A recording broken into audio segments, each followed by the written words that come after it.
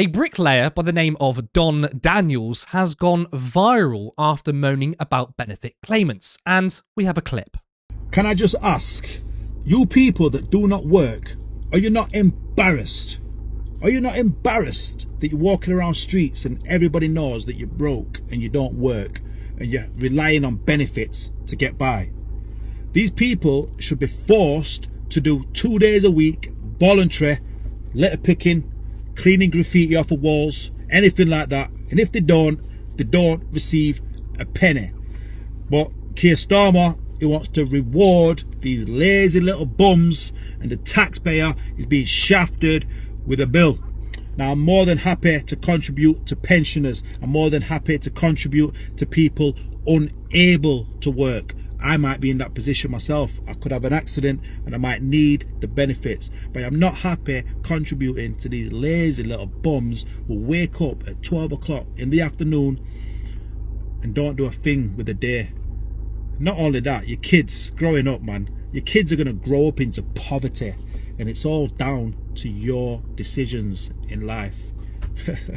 Now, Daniels doesn't say anything particularly different to what many others say about those on benefits, so I'm not sure, why it's gone viral. Nevertheless, the corporate media have been pushing him hard. How long had you had this fundamental view that there are too many people who are simply claiming benefits because it's easier than going to work? Years. I believe everybody's felt the same for absolutely years. It's lazy. Britain in general, they're very lazy people.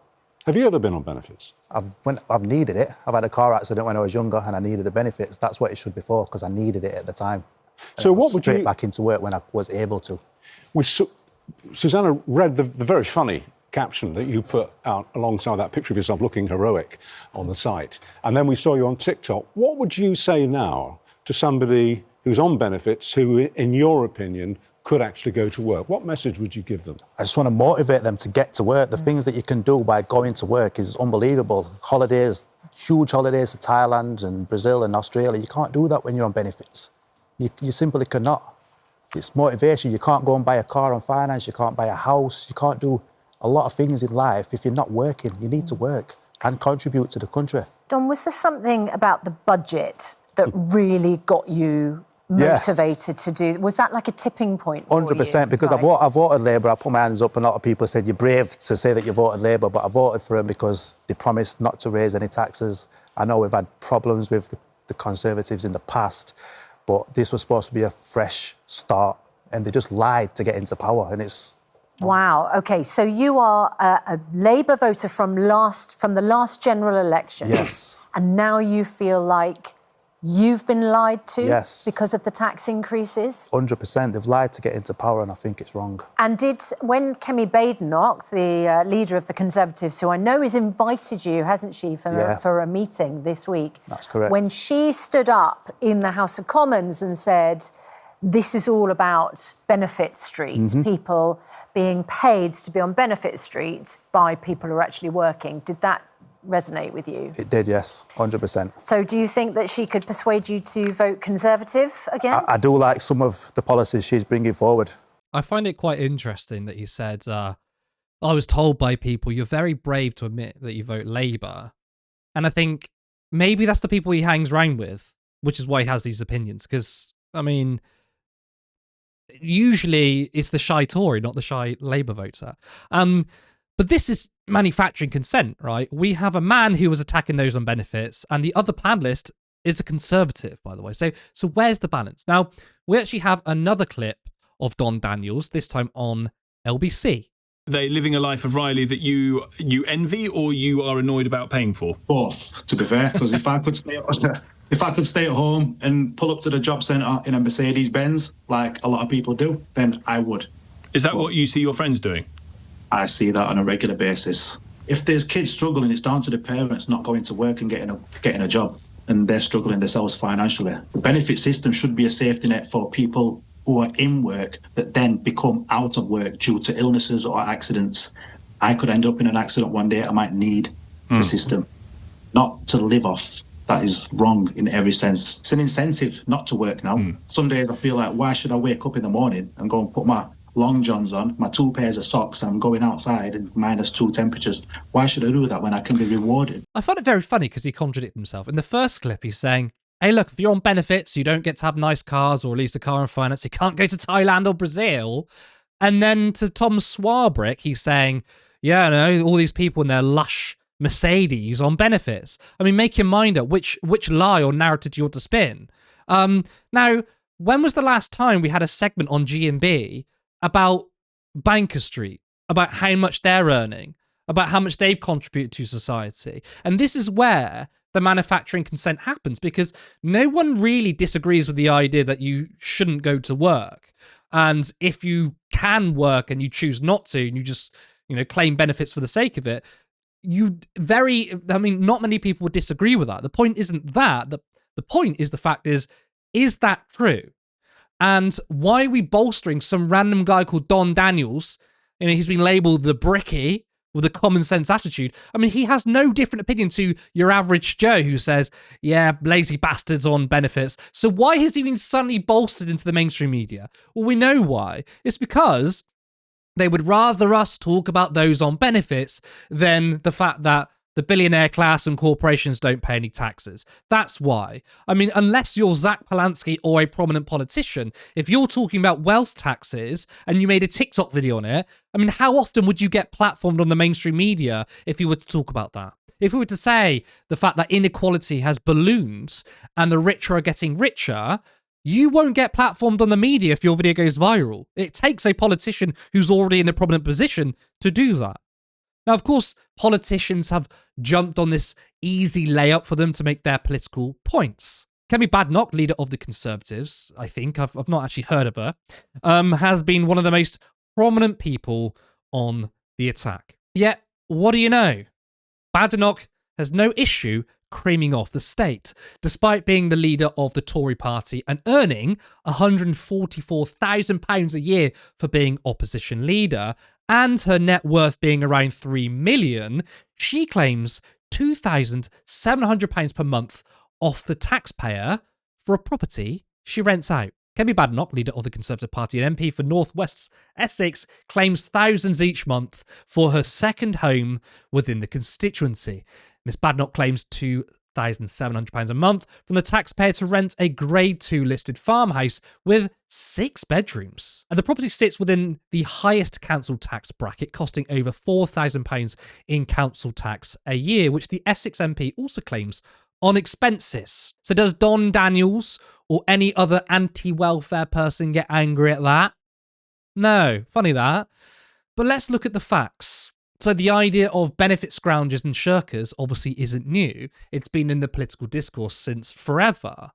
But are those that focus so much on so-called lazy people right? Well, the first thing people need to be aware of is that 40% of those on universal credit are in work.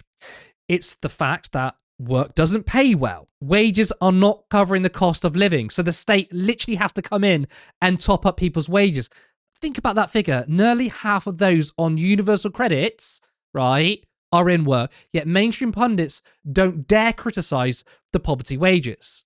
Here's another statistic. Many people are missing out on the financial support they need, with research finding £24 billion in benefits are going unclaimed because people don't know about them, because they have trouble accessing them, and because of stigma.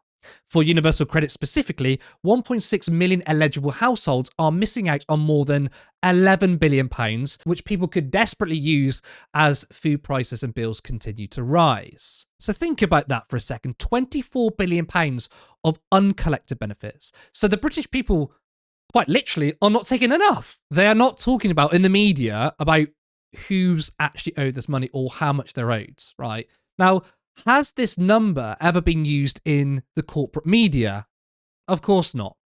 Now, another myth we hear is that benefits are just simply too high and claimants are driving Mercedes, as Don Daniels seems to claim. Oh, really? Well, take a look at this graph. When it comes to welfare spending as a percentage of GDP, look at how low we are compared to the EU. Finland spends a quarter of their GDP on welfare, and that they are a country that looks after its citizens. The UK spends less than half in comparison, only 10%. Now, Finland and France do have a higher unemployment rate. Finland reached nearly 10%. However, Austria and Italy, who are just below Finland and France, have an employment rate of around 5 to 6%, which is the same as the UK, and 5% employment rate is usually the target. Helena, the facts don't care about the feelings of those who attack so-called benefit scroungers, but it doesn't stop, does it? Well, no, it never stops. It's interesting just how much I don't think any of these people have really bothered speaking to people who have to live off of universal credit, given the total nonsense claims that you hear, or the contradictory claims that you hear, as you pointed out there about the idea that somehow, well, if you're working, then you can afford these nice things, which you can't get from benefits, but the benefits scroungers are all getting all those things anyway. It's totally incoherent. Like, he started off in his original TikTok that you played there saying, are these people not embarrassed? Yeah, in lots of cases they are. In most cases, these people are embarrassed. People don't want to be sitting around doing nothing all day. People don't want to be the eternal punching bag of the media, being blamed for the crisis of capitalism. Again, may I remind everyone, it's caused by the fucking banks, right? The banks were the ones who destroyed the country. It's the mega corporations that have owned our entire economy ever since they bought up all the assets that were lost when the financial crisis happened. It's the bosses that aren't paying the good enough wages that have 40% of people on universal credit in this country who are in work. The 40% of the universal credit claimants are in work in this country, right? Like, those people are the ones to blame, and yet we constantly hear about benefits people. We constantly hear about people on benefits being the problem. Yeah, they are embarrassed about that. They are embarrassed about the fact that it's very difficult for them to get back into work, especially if they're long-term unemployed, because or difficult to employ, right? No, everyone's talking about them people going out and getting a job. No one's talking about the employers actually offering those positions available to people or wanting to take on people who've been long-term unemployed. That's also a difficulty as well. It's also worth pointing out as well, on top of this, outside of the kind of the moral or the ethical claims or the narratives that you get here, is just like the hard and fast economics of this. Because a lot of this comes from a perspective where people just don't know about the economic realities of why we have a welfare state in the first place, the point of the welfare state, and what happens if you cut back on the welfare state, right? So to answer the latter first, the reason why we have a welfare state is to ensure that people who are not employed have some level to which that they can sustain themselves. That's the basic reason for it. But what it also does is it acts as a floor with which that you push up wages for people who work as well. There is a reason why there is a correlation between the low pay in this country and the low welfare state in this country, is because employers know that they don't have to pay you anything at all above what they need to do so, because they're not exactly competing with a generous welfare state. The more generous you make the welfare state, the more that the employers have to compete with that welfare state for you to want to get a job with them. Basic fact of economics, right, is that if you cut welfare, that drives down wages, not just because they're competing less with the state, but also if you increase the number of people who move from long-term unemployment into job seeking, therefore workers are competing more with each other for those jobs. That's also a thing that happens, which also drives down wages. That's what's called a supply-side labour market measure. The second economic reality, which takes up to the first thing I put out in the first place of why people are unemployed, largely isn't because people just don't want to work. That's a very small cohort of people. What there is a fact in economics called the NIRU, or the non-accelerating inflation rate of unemployment, which is the lowest point that unemployment can get to without causing an inflationary spiral, right? You said before, people expect there to be unemployment around about 5%, which is basically where the UK unemployment has been for a good while now. It's been between like 4 and 5%. It still hasn't reached 5% under this government either, despite all the claims of huge amounts of unemployment in this country. And the reason why you have that is because labour markets create unemployment. Corporations and the capitalists do not want full employment, right? That's something Mikhail Kaletsky has talked about plenty of times. There is a material incentive for corporations not to want full employment, so there is a reserve army of labour with which that people can compete against. If, for example, like this guy said, we should force these people into volunteer work, I'm not suggesting that at all. But if we had a job guarantee, a wage floor set by the state, by having the government be the employer of last resort, you can reduce unemployment and get closer to full unemployment whilst not having more competition for private jobs because you're having a wage floor via the state. That's something I support. I don't want to make it mandatory, like the Labour's new workfare plan that they've got going on. Something I wholly disagree with. It shouldn't be mandatory because, again, that would make it favourable to corporations rather than workers. But there should be a wage floor set by a government employer of last resort. Otherwise, you get into this position where you have mandated unemployment, and then instead of talking about how we fix the labour market, we talk about how we shit on these people to further favour the corporations as well. Like every single person who's a normal working person who shits on the welfare state rather than the employers who extract their surplus value, who don't pay them enough, who lobby governments to put into place cuts on welfare rather than cuts, I don't know, in corporate subsidy, is doing the jobs of the bourgeois. You are being a class traitor, as far as I can see, because unemployment will always exist in capitalism. It will always exist in free labour markets. That's a reality of life. And that's not because people don't want to, it's because they're forced into that position. And what's also true about that unemployment number, whilst it does stay kind of static over time, there's this myth that that's the same cohort of people. Matt Bruenig has done really good research on this as well, where you actually look at that 5% number, most of these people are going in and out of unemployment all of the time. It just happens to be that the equilibrium point at where that kind of is static is around about between 4 and 5%.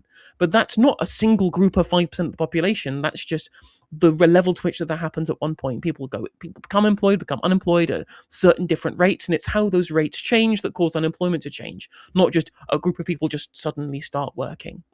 So there are loads of economic reasons as to why this is stupid if you're a working person to denigrate it, but fundamentally it just misunderstands the why you're in this position and why people talk about this in the corporate media, because they want wages to go down. The same corporations that want to pay people bad wages are the same people who own the media corporations, right? It's the same material interest, and that's not the same material interest as you at home as a working person, and everyone should remember that.